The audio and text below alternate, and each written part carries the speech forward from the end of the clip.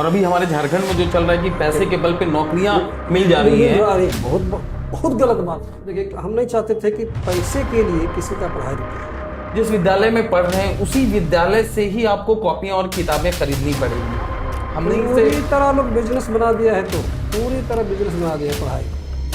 अब के शिक्षक पढ़ाए या ना पढ़ाए, अरे वेतन तो आएगा ही, ये ना सोच लिए हैं। Welcome to face with Shahrukh. मैं हूं आपका होस्ट शाहरुख और आप सभी दर्शकों का स्वागत है आज के हमारे इस पॉडकास्ट में। मनुष्य की जीवन की मूलभूत आवश्यकता होती है रोटी, कपड़ा और मकान। लेकिन इन सारी मूलभूत आवश्यकताओं के बाद भी एक आवश्यकता आती है जो सबसे ज्यादा महत्वपूर्ण है, जिसका नाम है शिक्षा। तो कहीं ना कहीं मूलभूत आवश्यकता रोटी, कपड़ा, मकान और शिक्षा हो जाती है। हमारे मांडू में इस शिक्षा की दीपक जिन्होंने जलाए रखा हमेशा से, तो उनका नाम है श्री भीम कुमार शर्मा सर। और आज के हमारे गेस्ट हैं और हमारे गुरु भी हैं श्री भीम कुमार शर्मा सर। तो सर, सबसे पहले हम जानना चाहेंगे कि मैं आपसे पढ़ा हूं, काफी कुछ सीखा हूं सर। आज लोग हमें कहते हैं कि आपकी शैली बहुत अच्छी है, तो कहीं ना कहीं इसका इंस्पिरेशन भी आप ही हैं सर। तो जो सीखा आपसे सीखा सर, सारा कुछ सीख करके आज आपको मैं अपने पॉडकास्ट में आज आपको इनवाइट किया, तो ये मेरे लिए काफी भावुक क्षण है सर। मेरे लिए तो गर्व की बात है कि शुरू में तो आप उतने ब्राइट स्टूडेंट नहीं रहे हैं, लेकिन फिर भी मैं अभी देख रहा हूँ कि आप में इतना परिवर्तन हो गया है। जी सर। और आप बहुत अच्छा बोल लेते हैं, इस तरह का संचालन कर लेते हैं। ये शिक्षा का ही चमत्कार है। बिल्कुल सर। और मैं लिटरली मैं अपने दर्शकों को भी बताना चाहूंगा कि मैंने 2009 में मैट्रिक की परीक्षा पास की थी, जिसमें मेरे अंक बहुत अच्छे तो मैं नहीं कहूंगा, लेकिन मेरे लिए बहुत अच्छे थे। लेकिन सर ने उस समय भी मुझे कहा था कि और अच्छी शुरुआत आपने की होती तो और अच्छे अंक लाते। तो मेरे जैसे ऐसे लाखों बच्चे हमारे मांडू और मांडू के आसपास के छोटे बड़े क्षेत्रों में हैं, जो हमारे सर से पढ़े और अपना भविष्य भी बनाए और आज आला से आला मुकाम पे कार्य भी कर रहे हैं। तो इन सारी बातों को आज हम शुरुआत करेंगे और सर के साथ काफी अच्छी बात करेंगे। तो बने रहिए हमारे साथ हमारे इस podcast face to face with Shahrukh. तो सवालों का दौर अब शुरुआत होता है सर।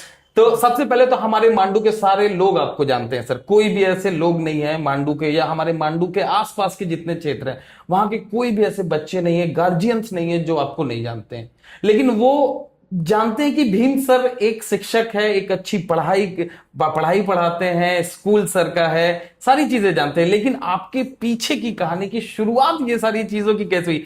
शिक्षक बनना ही आपका सपना था सर, या शिक्षक एक बोल सकते हैं कि कहीं ना कहीं कोई ऐसी हसीन हादसे हुई जिनके कारण आप शिक्षक बन गए? मैंने शिक्षक बनने की वैसा कोई ये नहीं था। हालांकि मन में इच्छा थी पहले से कि मैं या तो बैंक में काम करूं, जी।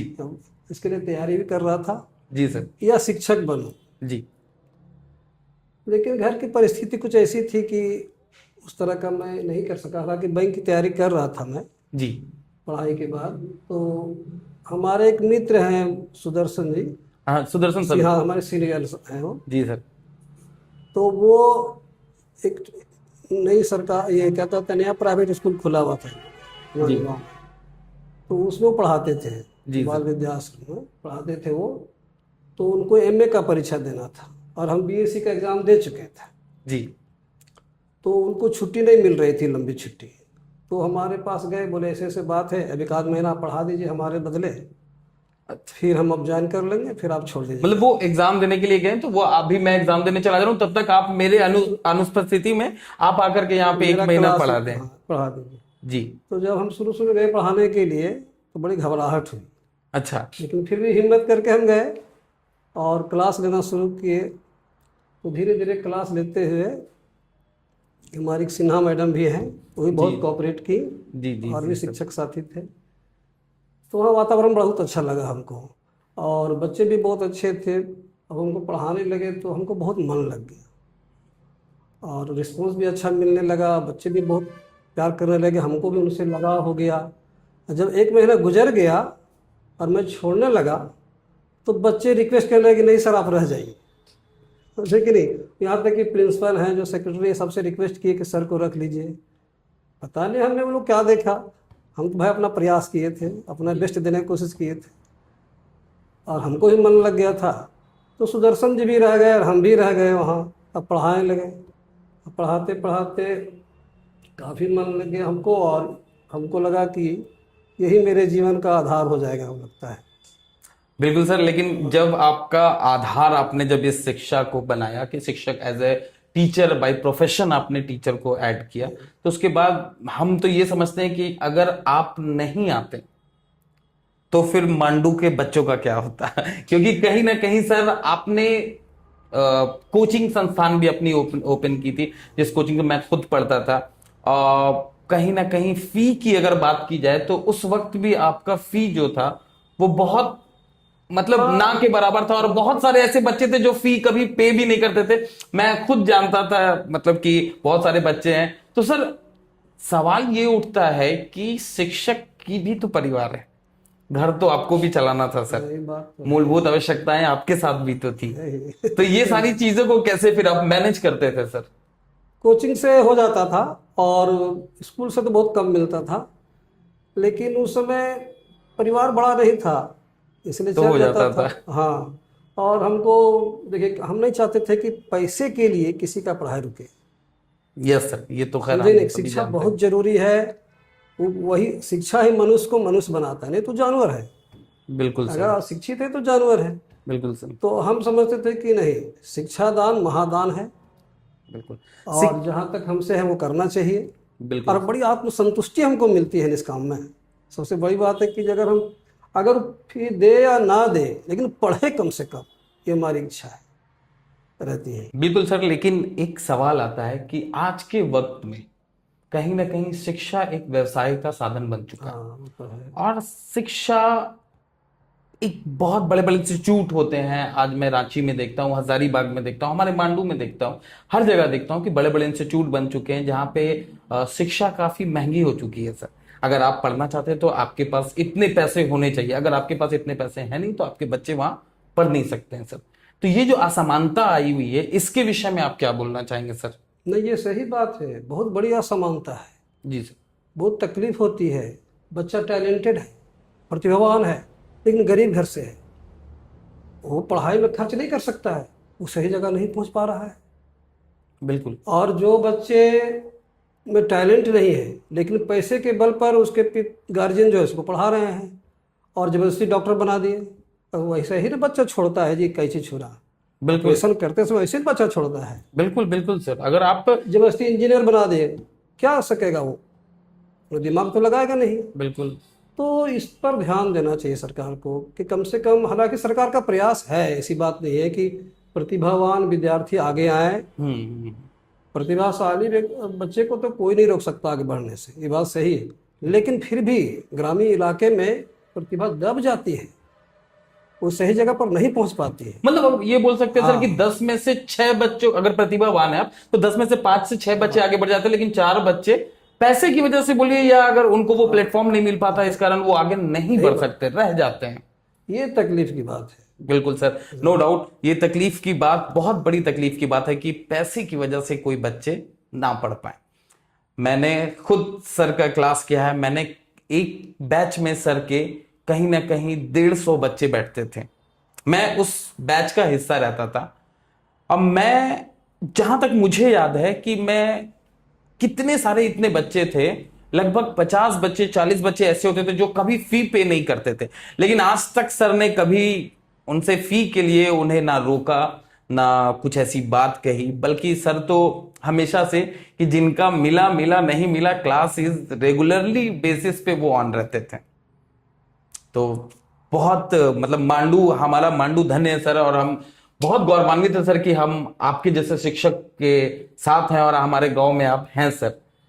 लेकिन जो असमानताएं सारी आ रही हैं शिक्षा में, इतनी सुधार, सरकार हमेशा कहती है कि बहुत सारे सुधार हो रही हैं, कई नीतियां आई, सारी चीजें आती जा रही हैं, लेकिन उसके बाद भी कहीं ना कहीं प्राइवेट स्कूल्स की जो मनमानी है, अभी हमें सुन के काफी आश्चर्य होता है सर, और बहुत दुर्भाग्यपूर्ण बात होती है कि अगर आप जिस विद्यालय में पढ़ रहे हैं उसी विद्यालय से ही आपको कॉपियां और किताबें खरीदनी पड़ेंगी, उसी विद्यालय से उनके कपड़े खरीदने होंगे, यूनिफॉर्म्स खरीदने होंगे, जूते खरीदने होंगे।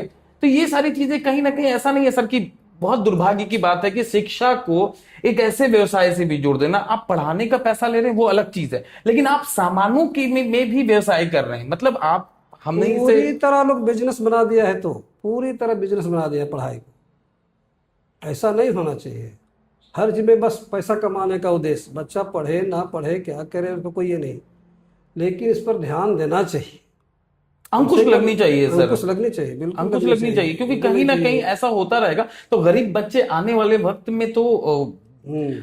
सरकारी विद्यालय में ही रह जाएंगे। ये बात में मैं इस बात से कभी भी ये नहीं कर सकता कि प्रतिभावान बच्चे आगे नहीं बढ़ते हैं, पढ़ते हैं। सरकारी विद्यालय से ही पढ़ के हमारे यहाँ डॉक्टर कामेश्वर सर जैसे हाँ, लोग आए हैं। एक से एक क्रीम निकले हैं। रिम्स में जो हमारे डायरेक्टर रह चुके हैं वो हमारे मिडिल स्कूल में पढ़े हैं, हाई स्कूल में उन्होंने अपनी हायर एग्जाम और क्लास की हैं। तो ये सारी चीजें हमने देखी हैं सर, लेकिन फिर भी पहले के शिक्षक पढ़ाते थे, उनकी नीयत साफ रहती थी।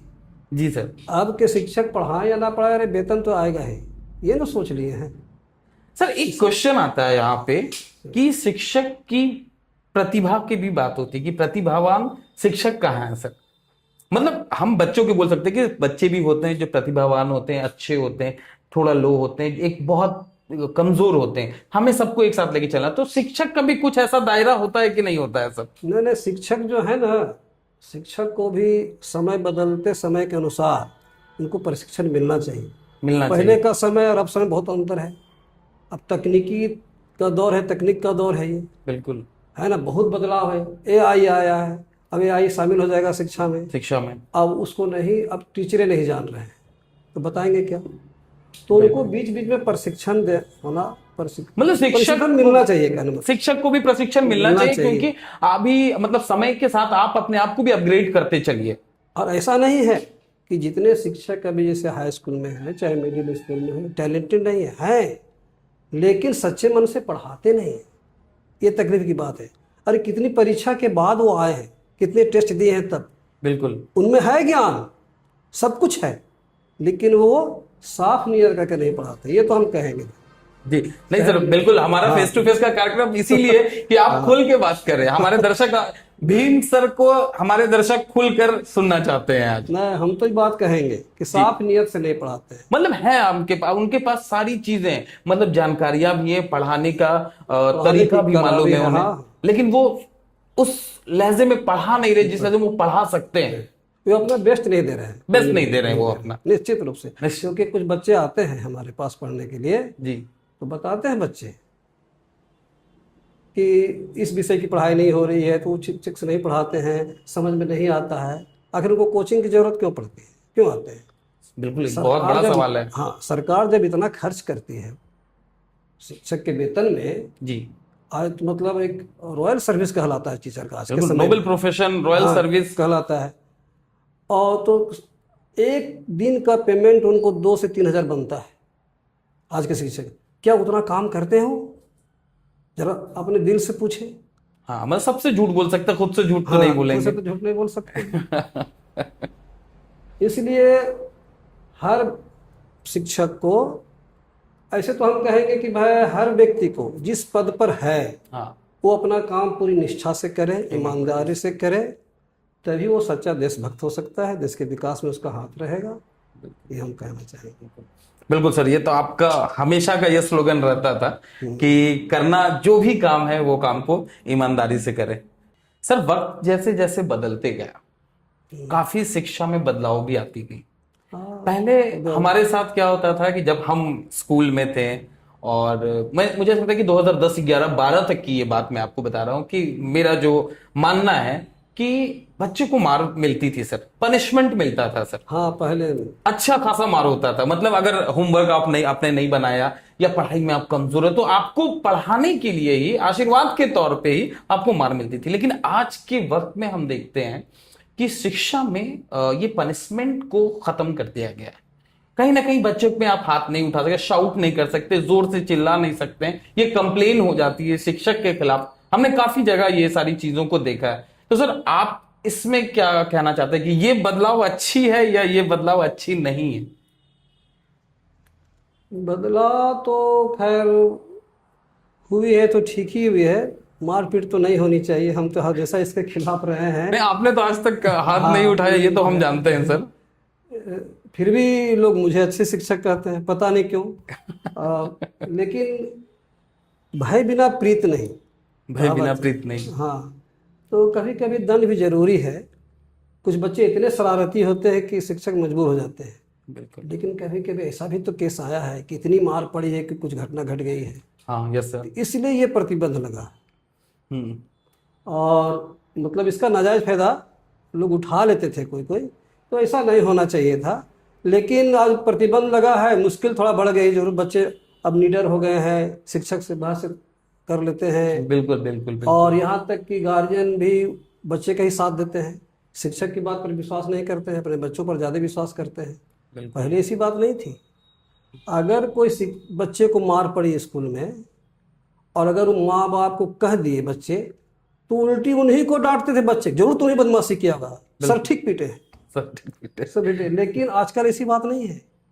आजकल अगर बच्चे कह दे कि हमको ऐसी मार पड़ी, तो गार्जियन आ जाते हैं, कैसे मार दिया आपने? हाँ, कैसे मार दिया आपने। तो थोड़ा तो दिक्कत हुई है शिक्षकों को, लेकिन खैर पढ़ाने की कला है, अपना प्यार से पढ़ावे। कि आप लोग देखे होंगे कि हम भी जब पढ़ाते मुझे थे एक और इंसिडेंट याद आया। हाँ, एक इंसिडेंट मैं अपने दर्शकों के साथ साझा करना चाहूंगा कि हमारी क्लास में काफी शोरगुल हो रही थी, बहुत सब हल्ला कर रहे थे और हमारे टीचर उस समय नहीं थे। तो अचानक से सर हमारे क्लास में आते हैं और वो क्लास में आने के बाद कुछ किसी से इतना शांत रहने के लिए या कोई भी बात नहीं कहते, बस एक ही बात कह दिए। ब्लैक बोर्ड में इन्होंने चौक से लिख दिया कि अच्छे माँ बाप के बच्चे अनावश्यक शोरगुल नहीं करते हैं। अब बस ये लिख के सर क्लास से बाहर चले गए। और आप बिलीव नहीं करिएगा कि उसके बाद क्लास में किसी ने एक शब्द का भी शोर नहीं किया। तो ये तो हमें पता है सर कि आप कभी भी, ना आपके हाथ में छड़ी देखी हमने, ना कभी हाथ से किसी को आपने मारा। मतलब आपके जब तक हम रहे तब तक तो आज तक ऐसा कभी ना, कुछ अभी भी हुआ नहीं। वैसा और नहीं आज भी करते। हमें उम्मीद है और हमें पता है आपके विषय में कि आप कभी इस तरह का, मतलब मारपीट से सर का दूर दूर से नाता नहीं है। चाहे कोचिंग संस्थान हो सर की अपनी, या स्कूल हो या कॉलेज हो या कहीं भी, ऐसा कभी कुछ होता नहीं है। सर अगर आज के शिक्षा में अगर कुछ बदलाव की बात की जाए कि जिसमें कुछ सुधार किया जाए, तो कुछ ऐसी सुधार के विषय में आप कुछ जो बताना चाहें, जो या तो विद्यार्थी के विषय में हो कि विद्यार्थी को क्या उसके लिए महत्वपूर्ण चीजें हैं जिसमें सुधार करनी चाहिए, गार्जियंस में क्या सुधार होनी चाहिए, शिक्षक में भी क्या सुधार होनी चाहिए, अगर इसका सारांश निकाला जाए तो क्या हो सकता है सर? हमको लगता है ना, जी आज सर। के बच्चे अधिक अंक प्राप्त करने के लिए रट्टूमल हो गए। ये जो रटने की प्रवृत्ति है, जी ये हटनी चाहिए। बिल्कुल। शिक्षक ऐसा पढ़ाएं, ऐसा बताएं कि मैटर क्या है बच्चे को समझ में आ जाए, समझ में आ जाए। और वो खुद लिखे। ये नहीं कि परिभाषा रट लो, न्यूटन्स लॉ हम पढ़ा रहे हैं तो उसको रट लो। अरे न्यूटन्स लॉ में है क्या, है क्या? अब उसको अच्छा से समझाइए, तोड़ तोड़ के अच्छी तरह समझाइए, बच्चा जरूर समझेगा। हमने ऐसा प्रयास किया है और हम सफल हुए हैं। हम पढ़ाए हैं, उसके बाद न्यूटन सेकेंड लॉ थोड़ा सा बड़ा है जी। उसका 3 भाग है, तो उसको हम इतना अच्छा ऑपरेशन करके एक तरह से अपने से समझा अपने के, शब्दों में अपने पिरो दिया आपने। शब्दों में समझाएं जो मैटर है। अब बच्चे समझे, बहुत अच्छा लिखे हैं, रिस्पॉन्स बहुत अच्छा है। तो बिल्कुल। शिक्षक को इस तरह करना चाहिए, रटवाना नहीं चाहिए, रटवाना नहीं चाहिए। एकदम हम इसके खिलाफ हैं। अब विद्यार्थी के विषय में अगर बात की हाँ। जाए सर, तो और विद्यार्थियों को भी प्रयास करना चाहिए उस तरह का समझने का, जो चीज़ बताया जाता है। और शिक्षा में ऐसा होना चाहिए कि जो कुछ हम पढ़ते हैं उसको गढ़ते हैं कि नहीं, पढ़ते हैं जिसको गढ़ते गढ़ते हैं कि नहीं। हैं मतलब है कि केवल सैद्धांतिक है, पढ़ लिया और उसका जीवन में कुछ उपयोग ही नहीं कर रहे हैं, तो फिर क्या फायदा शिक्षा का। बिल्कुल बिल्कुल। शिक्षित होने का मतलब है कि उस तरह का अलग हट के दिखना, अलग हट के दिखना लगना चाहिए। आजकल बच्चे संस्कार विहीन भी हो गए हैं, पहले ऐसी बात नहीं थी। ये शिक्षा की कमी है भी। आप बहुत बड़ा, आप BA में कर लिए, गोल्ड मेडलिस्ट हैं, लेकिन अगर आपका व्यवहार ठीक नहीं है तो आप शिक्षित कहाँ हुए? नहीं, आप तो अशिक्षित थे। अशिक्षित हैं। तो इस तरह का भी हमको लगता है शिक्षा में नैतिक ज्ञान भी बहुत जरूरी है। सही बात है सर, क्योंकि कहीं ना कहीं शिक्षा आपका पहचान है और आपको दर्शाता है कि आप कैसे व्यक्ति हैं। मतलब आपके व्यक्तित्व को दर्शाने के लिए ही तो शिक्षा है कहीं ना कहीं। अगर हम अच्छे हैं, अगर हम शिक्षित हैं, तो मेरा व्यक्तित्व भी बहुत अच्छा होगा और सारी चीजें लोगों को मेरी अच्छी लगेगी। लेकिन अगर लोग ही हमारे विषय में, मैं बहुत ज्ञानी हो गया, मेरे पास डिग्रियां बहुत सारी हैं, लेकिन मैं किसी की इज्जत नहीं करता, तो मैं शिक्षित तो नहीं हुआ। मैं एक डिग्री लेके बैठ गया हूं, लेकिन मैं शिक्षित नहीं हूं अभी तक। हाँ, बात सही है। और शिक्षा ऐसा ग्रहण करे कि उसको जीवन में काम आए, जीवन में काम आए, और उससे वो धन कमाने का भी उसका जरिया बने, तभी तो घर का पालन, घर में जो है सो माँ बाप को देख सकेगा, अपने बच्चों को देख सकेगा। तो है कि कमाने के बाद उसको ऐसी शिक्षा मिले, उसका ऐसा हाथ में हुनर हो कि वो धन कमा सके और अपने परिवार का पालन पोषण कर सके। बिल्कुल सर, नो डाउट। सर, कुछ विद्यार्थियों का नाम हम आपसे जानना चाहेंगे कि जो विद्यार्थियों को आपने पढ़ाया और आज वो बहुत अच्छे पायदान पे हैं ऐसे ऐसे बच्चे जी। जिन पर मुझे गर्व होता है। बिल्कुल बिल्कुल। हम सबसे पहले सुबोध कुमार, सुबोध कुमार, अशोक भैया का जो लड़का है, मान लो। अच्छा, सुबोध कुमार अभी अमेरिका में साइंटिस्ट है। अमेरिका में साइंटिस्ट है वो? साइंटिस्ट है, हाँ। अब देखिए डॉक्टर डीएन प्रसाद के दोनों बच्चे जी। बड़ा वाला जो है आपका अ, विशाल गौरव, अब वो भी अमेरिका में इंजीनियर है। अमेरिका में इंजीनियर है। और विकास कुमार, विकास गौरव विकास गौरव डॉक्टर है, एमबीबीएस डॉक्टर है। और भी बहुत से बच्चे हैं जो एसपी है, डीएसपी है, कोई वकील है, यहाँ तक कि जज बन गए हैं, कोलियरी में पीओ तक है। तो बच्चे हैं, मतलब बहुत सारे ऐसे बच्चे हैं, मतलब एग्जाम्पल्स की कमी नहीं है, और जिन्होंने सर से अपना पढ़ाई पढ़ा और आज इतने बड़े बड़े पायदान पे बैठे हुए हैं। तो एक कोई ऐसी शरारती कुछ कहानियां सर जो आप बताना चाहें, जो आपके साथ बीती, कुछ ऐसी? हाँ, एक सुनील कुमार यादव नाम का लड़का। सुनील कुमार यादव, ये हाँ, ये आप डमरगुप्त जी जी, नाम हाँ, है ना, जी जी जी, उनके साढ़ू का लड़का। जी जी जी वो बहुत शरारती लड़का था जी। मतलब वहाँ वो एक से एक कांड करते रहता था। किसी को माथा फोड़ दिया, किसी को ब्लेड से चीर दिया, तो वो तंग तंग होकर के अपने साढ़ू जी के यहाँ भेज दिए पढ़ने के लिए जी। अब डमर जी जो है सो हमारे पास उसको ले आए, तो 9th क्लास में हमने एडमिशन ले लिया उसका जी। समझे ना, कोचिंग में पढ़ाने भी लगे। 1 महीना तक तो देखे ठीक ठाक रहा जी। 1 महीने बाद उसका शिकायत आने लगा, समझे ना। सर देखिए सुनील हमको नोचता है, तो मारता है, उधर धमकाता है, तरह तरह की शिकायत आने लगी। तो हम उसको पूरे क्लास में खड़ा होकर के पूछे, अरे सुनील बताओ तुम क्या प्रॉब्लम है जी। जैसे कि नहीं, हाँ। क्या दिक्कत है, बोलो, खुल के बोलो तुम। कि सर हमें बहुत गुस्सा आता है, बहुत गुस्सा लगता है, किसी को पटक दे, किसी को मारे, किसी को क्या करे। तो हमको लगा कि अगर इसको हम दंड देते हैं तो रिएक्शन एंटी हो जाएगा, बिल्कुल, और एंटी ज्यादा रिएक्शन, ये लगा सुधरेगा नहीं जी इसको दूसरे ढंग से लाइन अप करते हैं।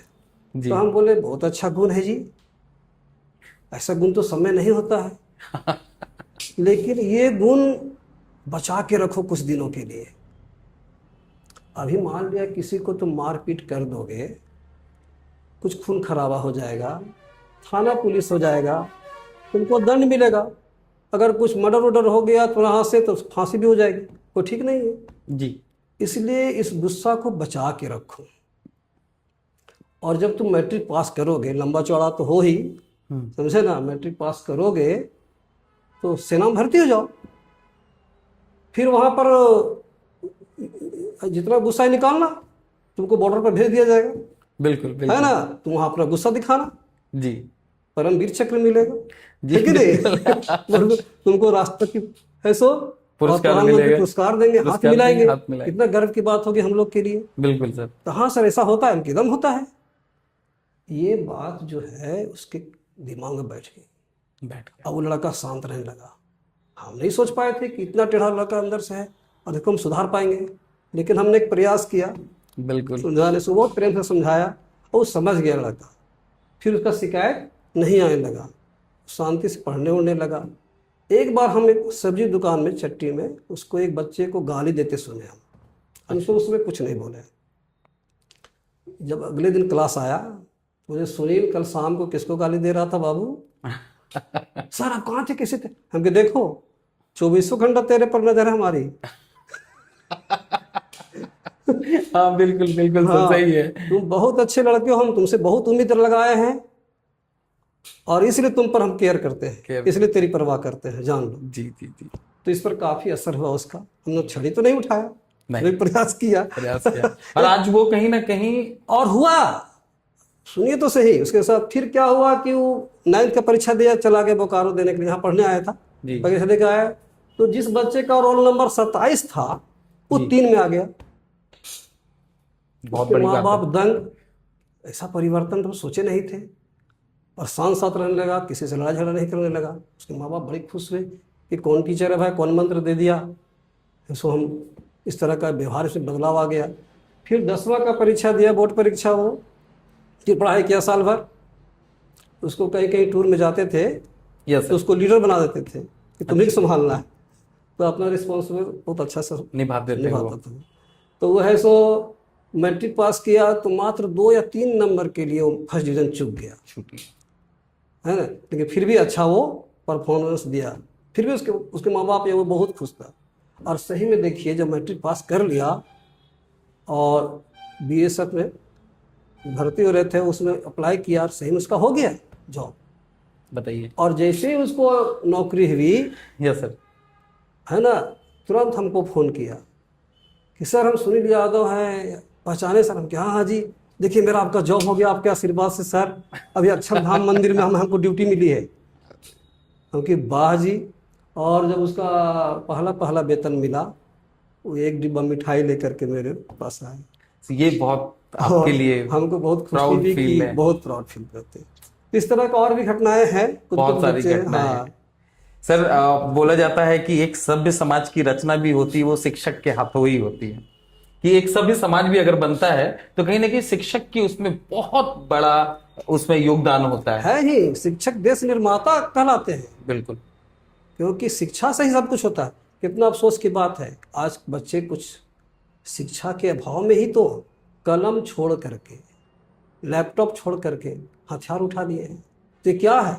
ये शिक्षा के लिए है। जब वो शिक्षित हो जाएंगे ना, इस तरह कदम नहीं उठाएंगे। बिल्कुल और सही बात है, ये तकलीफ की बात है। बिल्कुल तकलीफ है। सर आजकल अभी हम लोग जो देख रहे हैं यहाँ पे काफी ज्यादा छात्र आंदोलन भी हमारे साथ बहुत कुछ हो रहा है। पेपर लीक का भी मामला सामने आया था। अभी हमारे रांची में जयपाल सिंह मुंडा स्टेडियम में भी एक आंदोलन चल रहा है, छात्रों का ही आंदोलन चल रहा है। ये क्या दुर्भाग्य, कितनी दुर्भाग्य की बात बहुत है ये दुर्भाग्य की बात है। जो प्रश्न पत्र लीक करते हैं ना, उसे पापी कोई नहीं है। अब बताइए कि कोई विद्यार्थी बहुत मेहनत किया है, जी। बहुत मेहनत किया है, और कोई मेहनत नहीं किया है, वो पैसा के बल पर क्वेश्चन लीक हो करवा लिया और वो सफल हो गया, और बेचारे मेहनती बच्चे पीछे रह गए। तब ना कोई कोई बच्चे सुसाइड कर लेते हैं। और अभी हमारे झारखंड में जो चल रहा है कि पैसे के बल पे नौकरियां मिल जा रही हैं। बहुत बहुत गलत बात है, ये बहुत ही गलत बात है। ऐसा एकदम नहीं होना चाहिए, इसका विरोध होना चाहिए। अगर बच्चे आंदोलन कर रहे हैं तो सही जगह कर रहे हैं। बिल्कुल, नो डाउट। मतलब सरकार को इसको गंभीरता से लेना चाहिए। बिल्कुल। और मुझे ऐसा लगता है सर कि सरकार इसको गंभीरता से ले भी रही, क्योंकि जंतर मंतर का जो प्रोटेस्ट था वो कहीं ना कहीं सफल हुआ। एजुकेशन मिनिस्टर जो हमारे थे उनका ये भी लिया गया। आफ्टर दैट अभी झारखंड में हमारे चल रही है, और झारखंड में चलने के बाद भी काफी बच्चे वहां पे, काफी छात्र हैं जो इस आंदोलन में शामिल हो रहे हैं, और काफी लोगों का सपोर्ट भी आ रहा है। क्योंकि सब चीज में कॉम्प्रोमाइज किया जा सकता है, शिक्षा में कॉम्प्रोमाइज नहीं किया जा सकता है। तो सर बहुत अच्छी बातें हुई आपके साथ, बहुत अच्छी बातें चल रही हैं सर। तो सर हमारे सारे विद्यार्थियों के लिए आज जो पढ़ाई कर रहे हैं, जो पढ़ चुके हैं आपसे, उन सभी के लिए अगर एक मैसेज आप अगर देना चाहें सर, तो वो क्या मैसेज होगी? हम तो यही कहेंगे कि think positive, yes sir. Do positive Yes. And be positive. बिल्कुल। बहुत, ये 3 शब्द नहीं है, एक बहुत बड़ा मैसेज है कि अगर आप पॉजिटिव रहते हैं तो आपके आसपास भी पॉजिटिव एनर्जी आती है, और उसके बाद आपके कार्य जो फंसे हुए भी हैं वो भी कार्य हो जाते हैं। इसलिए पॉजिटिव सोच रखना चाहिए। तो सर बहुत अच्छा लगा आपके साथ बात करके, लेकिन आपसे एक सवाल मैं खुद कहना चाहूंगा, पूछना चाहूंगा, क्योंकि मैं खुद आपका विद्यार्थी रह चुका हूं, और मुझे आज बहुत अच्छा लगा सर कि मैंने आपका मैं आपके साथ यहाँ पे बैठा हुआ हूँ। तो सर मैं ये जानना चाहूंगा कि आपको कैसा लगा सर कि जिसको आपने पढ़ाया, जो सीखा सर आपसे सीखा, और इन सभी चीजों के बाद आज आपको एज ए गेस्ट मैंने अपने इस face to face with Shahrukh के चैनल में इनवाइट किया। तो आज का ये इंटरव्यू, ये पॉडकास्ट आपको कैसा लगा सर? बहुत खुशी हो रही है, दिल से कह रहा हूँ, मुझे बहुत खुशी हो रही है कि आप इस रूप में आज आए हैं और इंटरव्यू मेरा ले रहे हैं। Yes, समझे sir. कि नहीं? और हमको लगता है कि हमारे जितने भी अच्छे अच्छे विद्यार्थियों का जो लिस्ट है उसमें आप शामिल हो गए।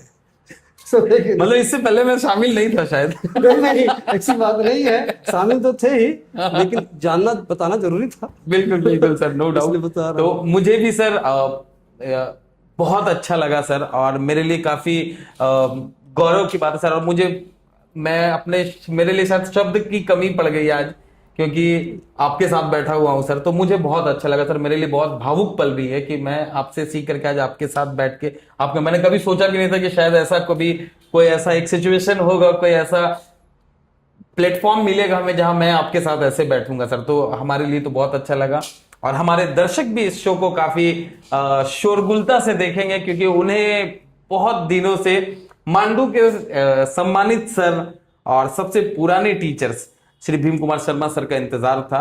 तो आज हमने अपना वादा पूरा किया सर को यहाँ पे बुला के।